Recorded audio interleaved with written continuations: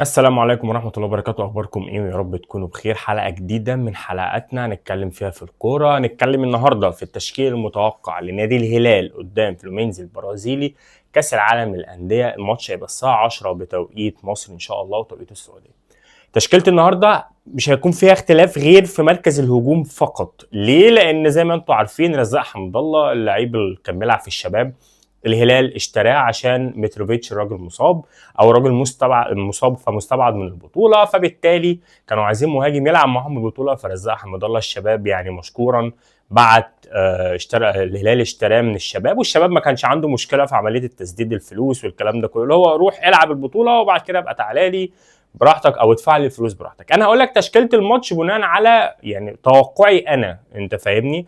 اول حاجه طبعا كلنا عارفين احسن حارس عربي هو ياسين بونو حاليا، او احسن حارس في البطوله من وجهه نظري هو ياسين بونو بالتصديات اللي عملها في ماتش السيتي. ده رقم واحد. رقم اتنين هيبقى في خط الدفاع جواو كانسيلو، كولوبالي، روبن نيفيز، متعب الحربي، ورينان لودي باك شمال. تمام، كانسيلو باك يمين، لودي باك شمال، واثنين في النص كولوبالي وروبن نيفيز. طبعا انزاجي بيلعب 4-3-2-1 او 4-3-3 دايموند زي ما كلنا عارفين. تمام. الوسط هيبقى ناصر الدوسري، سيرجي سافيتش انا بحب جدا طريقه لعب سافيتش كده، يعني من اللعيبه اللي بتلعب 8 حلوه قوي، يعني فجاه كده تلاقيه في ال 18. يعني انا بحب نوعيه اللعيبه ديت. تمام. مالكوم ومحمد كنو. محمد كنو هو نص ملعب زي الكتاب ما قال. محمد كنو بالنسبه لي انا في الهلال هو زيه زي محمد شوقي. لو حد فاكر محمد شوقي في الاهلي ايام ما كان بيلعب في الاهلي، هو لعيب الستة اللي واقف اللي ما بيعديش اي حاجه. فمحمد كنو متوقع جدا ان هو يلعب ماتش فلومينزي وهيعمل اداء كويس جدا، لان انا شخصيا بحب اللاعب ده قوي قوي قوي. قلنا مالكم محمد كنو. الهجوم ماركوس ليوناردو او رزاق حمد الله.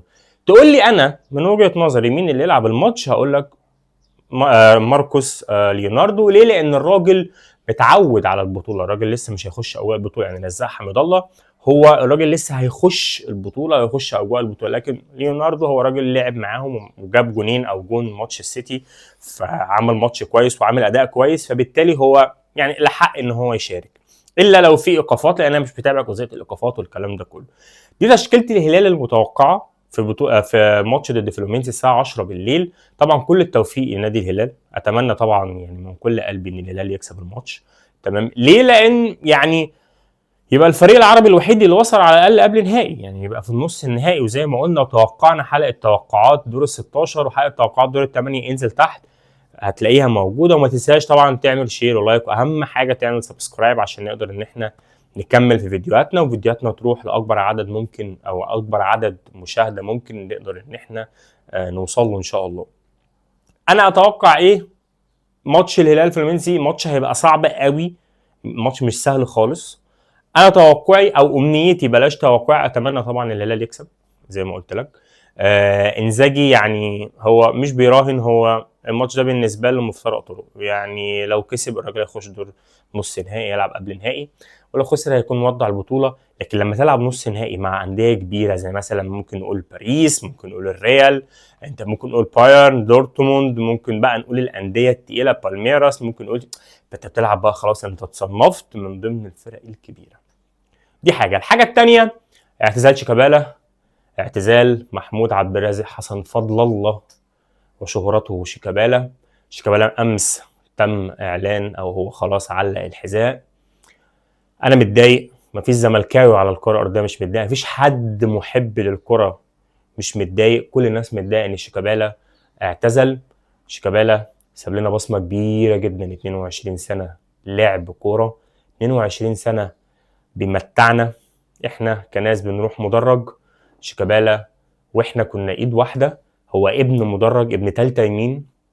شيكابالا يعني لو قعدت من هنا لما بقي من عمري، عمر ما هوفي حق شيكابالا، وعمر ما هقول فيه هو او في حقه كلمه وحشه. مفيش زملكاوي يقدر يقول كده. شيكابالا هو اللي كان بيقف معانا في المدرج، هو اللي كان بيقف معانا وفي التشجيع، يخلص الماتش يجي ويغني معانا وننبسط، ناخد بطوله يجي ويغني معانا وننبسط. علق حذائه، شيكابالا اعتزل الكوره. هنفتقده كلاعب؟ طبعا هنفتقده جدا جدا كلاعب، ولكن عمرنا ما هنفتقده كشيكابالا الايقونه الاسطوره، اكثر لاعبي الزمالك تتويجا بالبطولات برصيد 18 بطوله. شيكابالا اعتزل وهو عنده 39 قرابه ال 40 سنه. مواقف كتيره جدا ممكن اقعد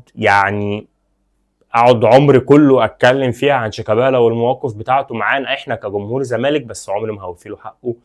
ومفيش حاجه تدي لشيكابالا حقه، توفي لشيكابالا حقه. شيكابالا هو ايقونه، شيكابالا هو اسطوره نادي الزمالك. كنت عملت حلقه قبل كده عن اعتزال شيكابالا وعن مدى حبي ليه ومدى حب جمهور الزمالك ليه.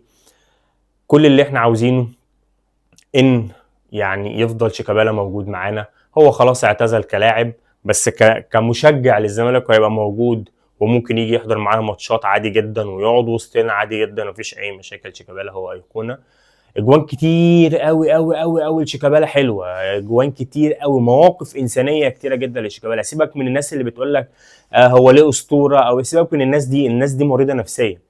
اي حد ايا كان هو مين بيقلل من شيكابالا فهو مريض نفسي. اي حد مش شايف ان شيكابالا اسطوره فهو مريض نفسي. انت محتاج تتعالج بجد. يعني كون ان انت مش شايف حد زي ده، ايقونه زي ده، لعيب زي ده، وخلاص اخر حبات عنقود الموابين. يعني ميمي الشربيني رحمه الله عليه قال لك كان حازم امام، انا بالنسبه لي هو شيكابالا هو اخر حبات عنقود الموابين. خلاص مفيش لعيبه كوره، مفيش لعيبه مهاريه تانية هتيجي في مصر. خلاص خلصت، شكرا، نقطه من اول السطر. شيكابالا اعتزل، كل التوفيق ليه فيما هو قادم من حياته، ويقدر ان هو يختار مسيرته بقى كتدريب، كمدير كرة، كأيا كان، كمحلل أداء أو كمحلل عفوا ماتشات يطلع في التلفزيون. ربنا يوفقه طبعا وكل التوفيق ليه. شكرا جدا ليكم، ما تنساش تعمل شير ولايك وسبسكرايب في القناة عشان نقدر ان احنا ننزل كل ما هو جديد ان شاء الله الفترة الجاية. شكرا جدا ليكم، وانا بعتذر جدا جدا لو كان في اي طلب.